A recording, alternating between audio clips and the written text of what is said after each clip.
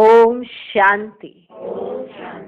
20 फरवरी 2016 साकार महावाक्य। बाबा कहते, मीठे बच्चे, तुम महावीर हो, तुम्हें माया के तूफानों से डरना नहीं है। एक बाप के सिवाय और कोई भी परवाह ना कर पवित्र जरूर बनना है। आज का प्रश्न, बच्चों में कौन सी हिम्मत बनी रहे तो बहुत ऊंच पद पा सकते हैं? उत्तर, श्रीमत पर चलकर पवित्र बनने की। भल कितने भी हंगामे हो, सितम सहन करने पड़े, लेकिन बाप ने जो पवित्र बनने की श्रेष्ठ मत दी है उस पर निरंतर चलते रहे तो बहुत ऊंच पद पा सकते हैं। किसी भी बात में डरना नहीं है, कुछ भी होता है, नथिंग न्यू। आज का गीत है भोलेनाथ से निराला और कोई नहीं। ओम शांति। ओम शांति।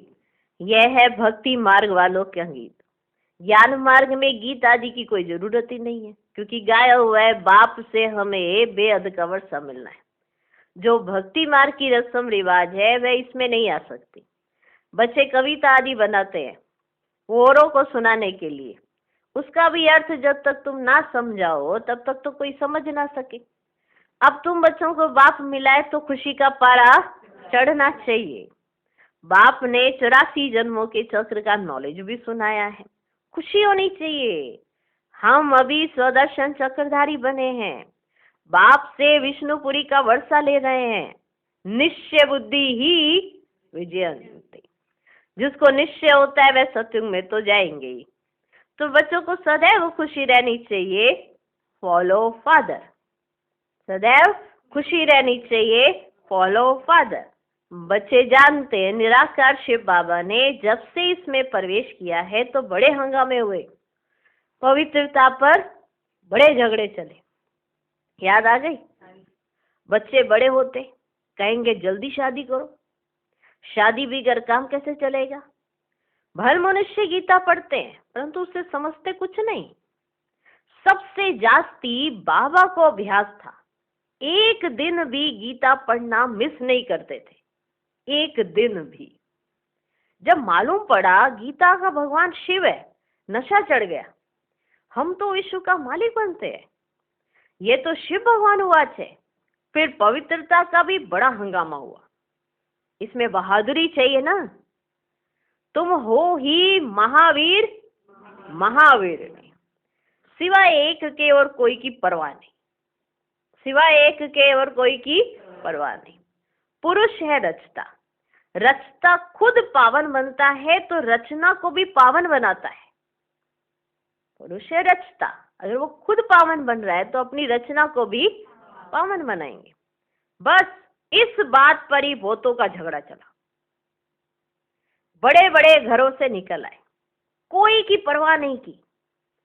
जिनकी तकदीर में नहीं है तो समझे भी कैसे। पवित्र रहना है तो रहो, नहीं तो जाकर अपना प्रबंध करो। इतनी हिम्मत चाहिए ना। जैसे बाबा ने कहा ऐसे हर एक को कहने की हिम्मत होनी चाहिए ना, कि अगर पवित्र बनना है तो बनो, नहीं तो जाकर अपना प्रबंध करो। इतनी हिम्मत चाहिए ना। बाबा के सामने कितने हंगामे हुए। बाबा को कभी रंज हुआ देखा? बाबा के सामने कितने हंगामे हुए, बाबा को कभी रंज हुआ देखा? अमेरिका तक अखबारों में निकल गया, नथिंग न्यू। अमेरिका तक अखबारों में निकला, बाबा को देखा कभी रंज हुआ? Nothing new. यह तो कल्प पहले मुआफिक होता है, इसमें डरने की क्या बात है। हमको तो अपने बाप से वर्षा लेना है, अपनी रचना को बचाना है। जैसे आपकी संतान है, उसको आप जाने दोगे क्या, गिरने दोगे क्या? तो अपनी रचना को बचाना है ना। बाप जानते सारी क्रिएशन इस समय पतित है, मुझे ही सबको पावन बनाना है। बाप को ही सब कहते हे पतित पावन, लिबरेट आओ, तो उनको ही तरस पड़ता है, रहम दिल है ना। तो बाप समझाते बच्चे को, कोई भी बात में डरो मत, डरने पर ही अत्याचार होते हैं। यह भी निशानी है, द्रौपदी को नगन करते थे। बाप पतित तमो प्रधान, पुरानी सृष्टि भी बननी है। हर चीज नई से फिर पुरानी जरूर होनी है। पुराने घर को छोड़ना ही पड़ता है। नई दुनिया गोल्डन एज, पुरानी दुनिया आयरन एज, सदैव तो रह न सके।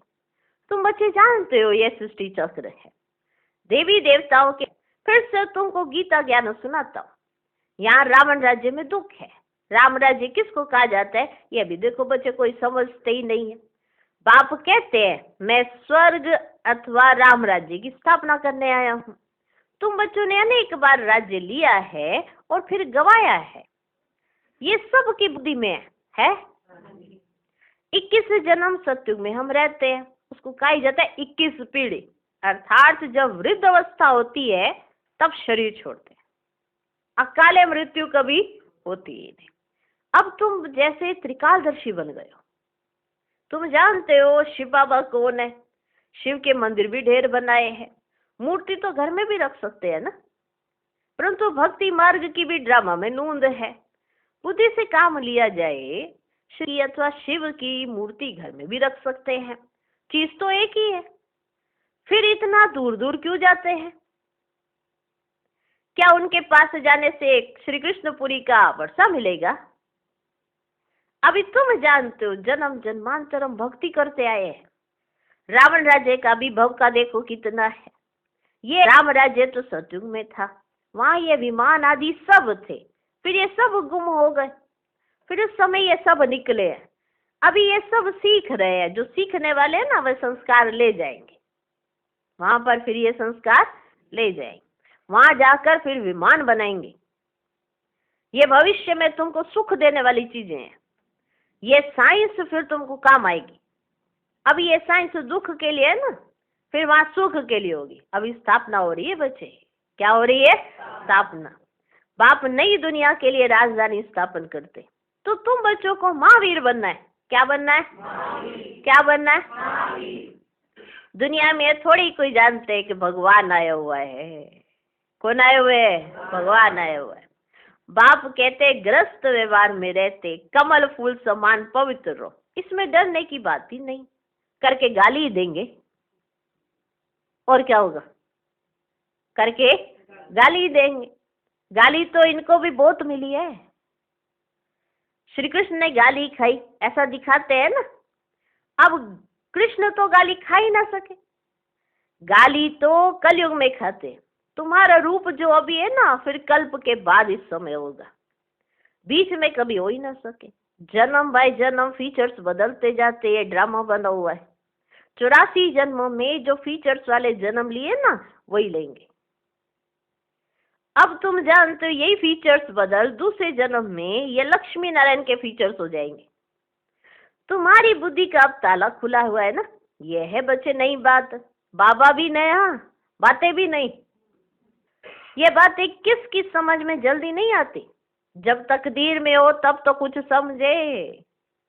बाकी महावीर उनको कहा जाता है जो कितने भी तूफान आए हिले नहीं, उनको कहते हैं महावीर। भले कितने भी तूफान आ जाएं वो हिले नहीं। अब वह अवस्था हो ना सके, होनी है जरूर। महावीर कोई तूफान से डरेंगे नहीं, वह अवस्था पिछाड़ी में होनी है। इसलिए तो बच्चे गायन है ना, अतीन्द्रिय सुख गोप गोपियों से पूछो। बाप आए हैं तुम बच्चों को स्वर्ग का लायक बनाने। कल्प पहले मिसल नरक का विनाश तो होना ही है।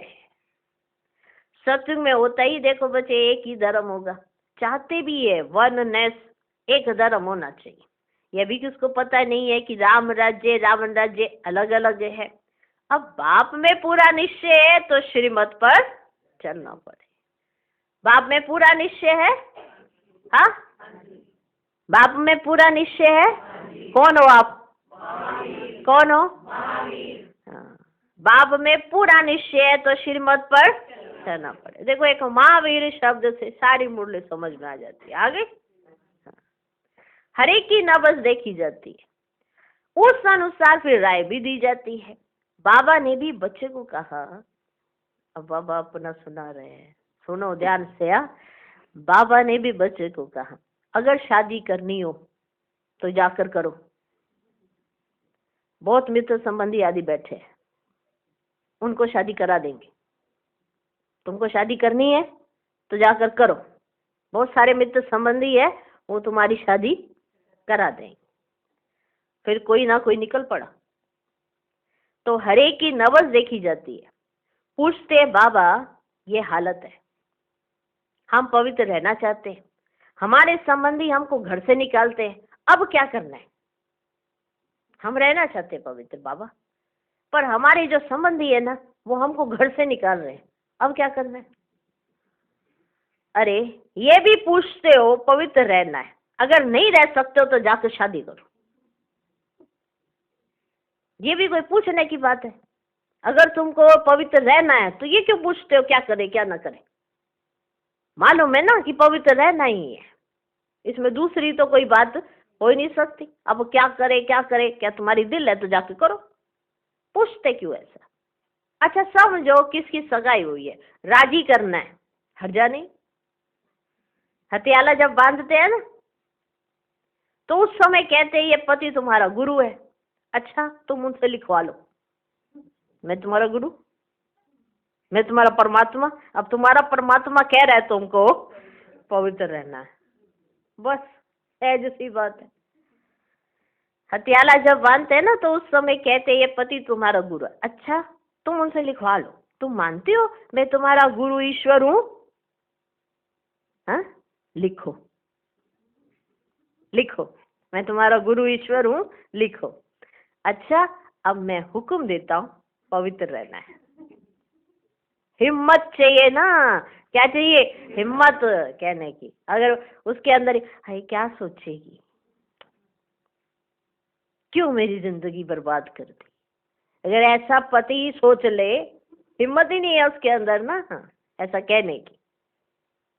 उस समय बाबा ने गंधर्वी विवाह करवाए, पति किसी और सेंटर पर, पत्नी किसी और सेंटर पर। संबंध उनका पति पत्नी का हो गया, लेकिन अंदर से जानते हैं कि हम तो आत्मा रूप में भाई भाई हैं। देखा ही नहीं दोबारा कभी, कौन है कहाँ है कैसे है, देखा ही नहीं। ना कोई ऐसे रिश्तेदारी निभाने के लिए उसको बुला लिया, आओ आओ आओ, ऐसे नहीं।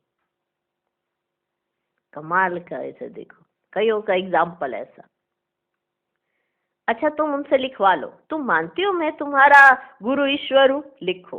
अच्छा मैं हुक्म करता हूँ पवित्र रहना है। हिम्मत चाहिए ना, मंजिल बहुत भारी है, प्राप्ति बहुत जबरदस्त है। काम की आग तब लगती है जब प्राप्ति का पता नहीं है। काम की आग तब लगती है जब प्राप्ति का पता नहीं है। बाप कहते इतनी बड़ी प्राप्ति होती है तो अगर एक जन्म पवित्र रहे तो क्या बड़ी बात है। हम तुम्हारे पति ईश्वर है, हमारी आज्ञा पर पवित्र रहना पड़ेगा। बाबा युक्तियां बता देते हैं। भारत में ये कायदा है, स्त्री को कहते हैं तुम्हारा पति ईश्वर है, उनकी आज्ञा में रहना है, पति का पांव दबाना है, क्योंकि समझते हैं ना लक्ष्मी ने भी नारायण के पांव दबाए थे। ये आदत कहाँ से निकली? भक्ति मार्ग के चित्रों से। सतयुग में तो ऐसी बात होती ही नहीं। नारायण कभी कोई थकता है क्या जो लक्ष्मी पांव दबाएगी? थकावट की तो कोई बात हो ही ना सके, या तो दुख की बात हो जाती है कि नारायण जी थक गए, तो वहां तो दुख दर्द कहाँ से आया? तब बाबा ने फोटो से लक्ष्मी का चित्र ही उड़ा दिया। नशा तो चढ़ता है ना, छोटेपन से ही वैराग्य रहता था, इसलिए भक्ति बहुत करते थे। तो बाबा युक्ति बहुत बताते हैं।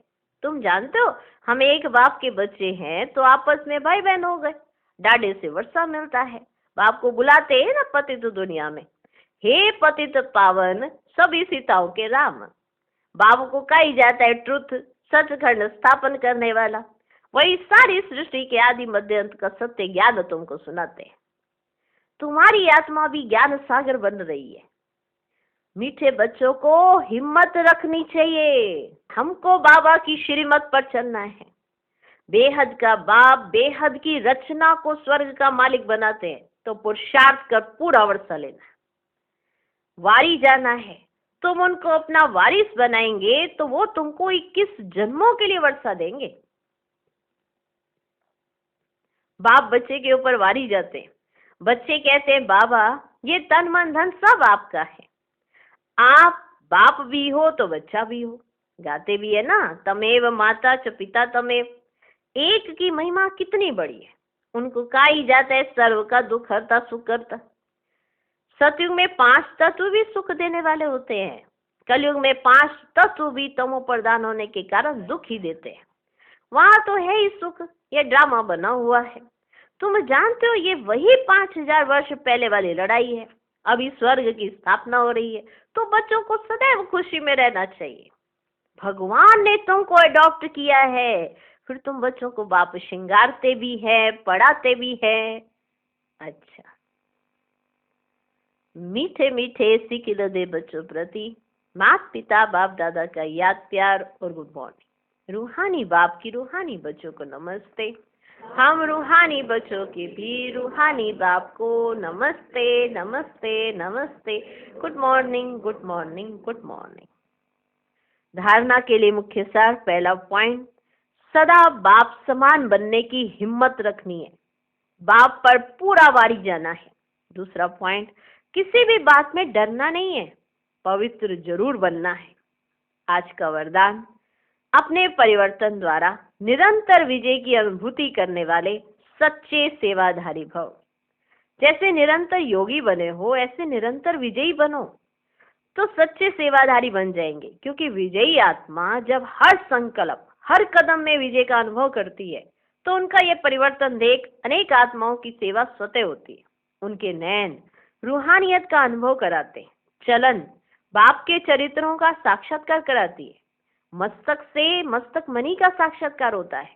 ऐसे अपनी अव्यक्त सूरत से सेवा करने वाली विशेष आत्मा को ही सच्चा सेवाधारी कहा जाता है। आज का स्लोगन, विशेषताएं व गुण दाता की देन है, दाता को देखो व्यक्ति को नहीं। ओम शांति।